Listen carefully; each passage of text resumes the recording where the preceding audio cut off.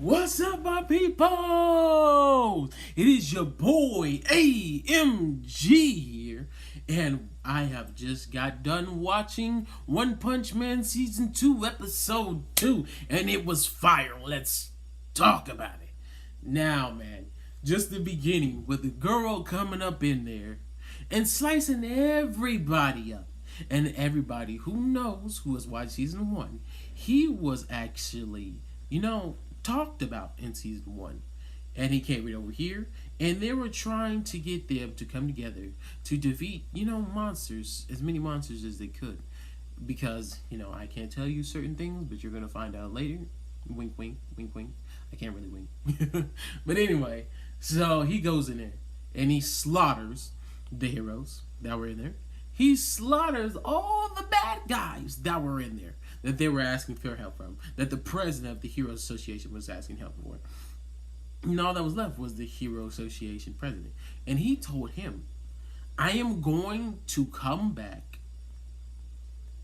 in 6 months. And I'm going to be way stronger. And I'm going to come straight through the front door. And I'm going to take out everybody. And you ain't gonna be able to do a dang thing about it. And I'm like, whoa, okay, that's some big, okay, he got brass balls, bro. Just coming up in there and saying some stuff like that. And he ran before the S-Heroes came. If Saitama came up on him, it'll be over. So, but, we can't have Saitama fight him right now because what kind of interesting fight would that be? It'd be like a flick and he's gonna fly and die. Like, nobody wants that. But anyway, then we move on to Fubuki, which I did not realize that Fubuki meant blizzard. That's funny that I did not notice that. That's weird. But anyway, so she goes up to Saitama's house, and she is with, her two people, Monkey and Eyelashes. But before that, let's rewind. We're going to talk about Genos hearing something, feeling a fast presence approaching, their residence. And Geno goes outside and says, show yourself. He goes in, and it is Sonic, is Speedo Sonic. But every time I say it, remember, it reminds me of Sonic the Hedgehog or Speed Racer. That I can't even get that out of my mind. Speedo. But anyway, they go in. Well, they start fighting, pretty much. And, Genos is like, I might as well need to sully his hands with you. I'll take you on. I got you, bro. You cool. They go off and they start, tussling and fighting it out. Showing that real good stuff right there. Then we see Fubuki come in and knock on, Saitama's door, and he's like, yo, I already got my paper. I don't need no more papers. Which is really funny. Like, bro, you came in talking about you don't need no papers, already got his subscription. That's funny as hell. But he finds out that is the rank 1 Fubuki trying to recruit him to her Blizzard group. Because she's kind of like a mafia boss, where she gets certain strong people under her, but people who are weaker than her to be under her as, I guess, kind of like her lackeys. And she's literally like a mafioso for sure. She's like a mafia boss, promise you. And he's like, nah, I don't want to be part of that. I don't care about ranks. I don't care about anything like that. Why would I want to be under you? You can't be a hero that way. You're not a hero that way. Heroes only do stuff because they want to save people. They don't care about ranks or all that other stuff or popularity or anything like that.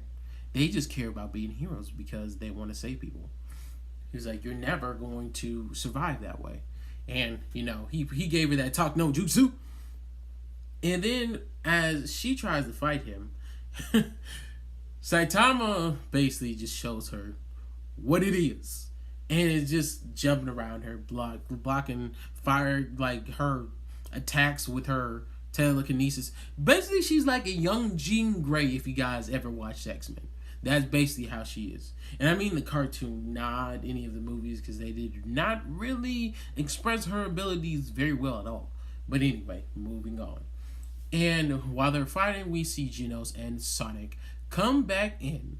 And they start tussling again, and woo! All I can say is Genos is a beast. Now, just because he always gets beat a lot of times, boy, he is fire. I'm telling you. He did like a Gatling gun, One Piece style, and I was like, yo. And then we see that Saitama, tries to help him because I guess he's going to get shot. So I didn't know if Saitama was actually going to lose or not. Well, not Saitama, but Genos was going to lose or not. I'm guessing he was because that's the reason why Saitama saved him. But he said it was because he doesn't want his neighborhood to be trashed. But are we really believing that? Is that true? Anyway, who knows? Then we see that Saitama's like, why are you worrying with Genos? You said you wouldn't fight me anyway, so let's go. I'll give you some seriousness. And he gets that serious face, even though it was like a joke face for real. But they go in, and we see that Sonic has a new attack, and it is called Tenfold. Tenfold. Tenfold. And he goes off, makes 10 of them, 10 shadow clones, basically. After images, whatever you want to call them. And he tries to tell you...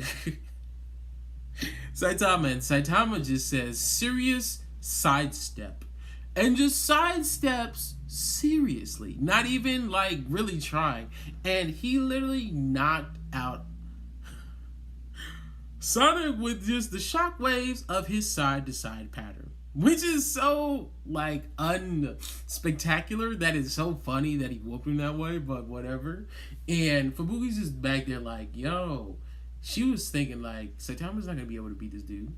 And she also finds out that Genos is Saitama's underling. He's his disciple. And she's like, what? Why would he beat his disciple? What the hell's going on here? And, Saitama beats... he beats Sonic, but knocks him out with shockwaves. So he didn't even actually touch the boy. The boy literally just got knocked out from the shockwaves. So he's way too strong for him. And... so they go in their house, they're talking, and Fubuki tells her backstory, and she talks about how her sister is terrible tornado. But anyway, and she's just like, what's wrong with us being together and trying to rise up together? And he was like, why would you even want to do that? Why don't you just rise up yourself? Why don't you become rank 1A? And she's like, I can never do that because the 1 through 4 are too strong of rank A.